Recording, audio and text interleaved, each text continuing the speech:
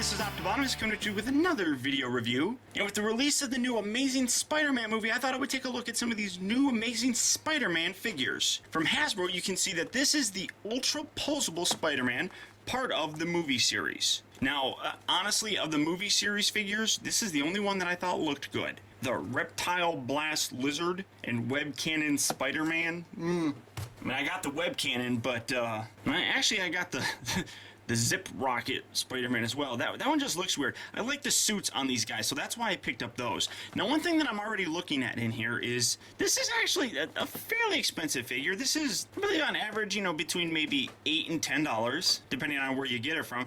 Features over 20 points of articulation, which is really kind of cool. But one thing that I'm already noticing, you flip around here on the back, and he's got this hand where it's like this, as if he's shooting out his webs. He doesn't have that hand here. They're just kind of holding, and that's kind of annoying to me, but it's kind of strange. You got Marvel, all that stuff down here. Some poses may require additional support, yada yada yada. Really kind of cool packaging. I like it. Pretty small. But one thing that you are kind of, well, hopefully you'll be able to see is on the new suit, there is a little bit of texturing to the new suit, and they kind of got that going on with this as well. Although I mean, honestly, well, this is just the packaging. There's the packaging for it. So let's get them open though, and I'll actually get into the figure some. All right, guys. So here we have the Super Poseable Spider-Man opened up and out of its packaging. I don't like this figure.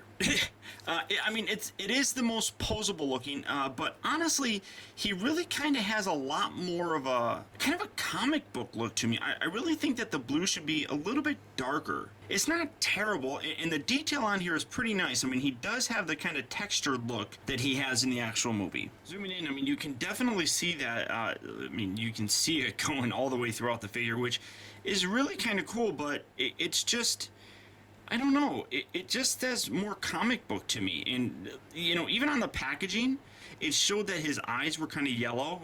These are white, like the comic book looks like. So I'm really not a very big fan of it. Then, you know, the other problem that I see is, like, they used a different color red for his feet as opposed to what's going on here at the shin, which really kind of sucks if you ask me. Now, he is super poseable. I mean, this guy's got a lot of articulation. His head goes left and right.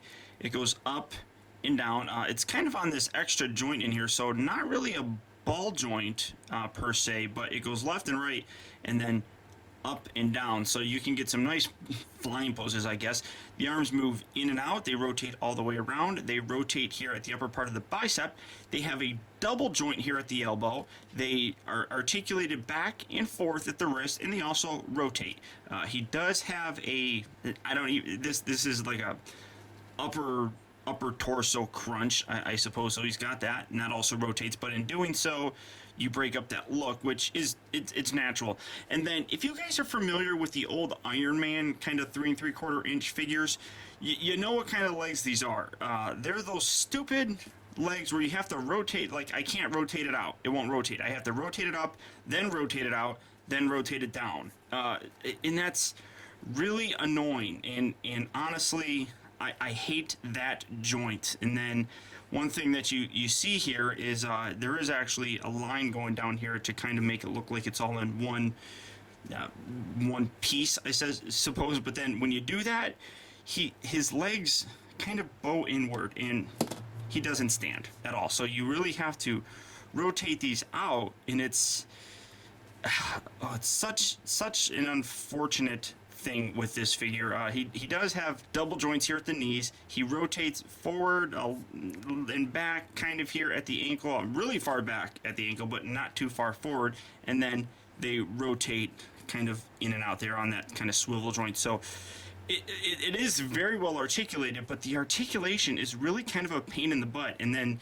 to get the legs positioned right so he stands is a delicate process. So not a very big fan of these at all. And then, like I said, he doesn't actually have the wrist that looks like he's going like that on the actual pictures. So you can't even really, and I wish it would rotate forward, because you can get some better poses and stuff with it. But as it is, you're kind of limited. And I mean, That's really all you're looking at. So it's really an unfortunate figure. This is probably, like I said, the best that I could see. I don't know. I got a whole bunch of other ones that I'm curious about, but the other ones definitely don't have this amount of articulation. But that might actually help this figure, because this is almost too over articulated. I guess, I mean, it's cool that they have it because it's Spider-Man. He's supposed to be very agile, but it's just, you know, not really working too well. It's definitely overkill on this guy. So it's hard for me to recommend him. I mean, if you're a big, huge Spider-Man fan, honestly, I would probably say find the Marvel Universe figures. I love this figure. I mean, it's got much better articulation here at the legs, and it's actually a bigger figure when you stand it next. You know, well, let's see. Oh no, they're about the same height.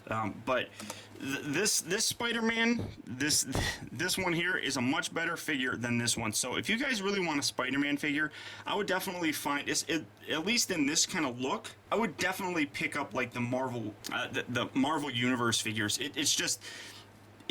It's a nice attempt, but really these are a whole lot better figures, and they look a lot better, at least in my opinion.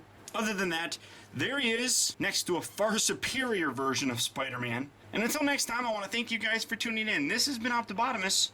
I'll talk to you later.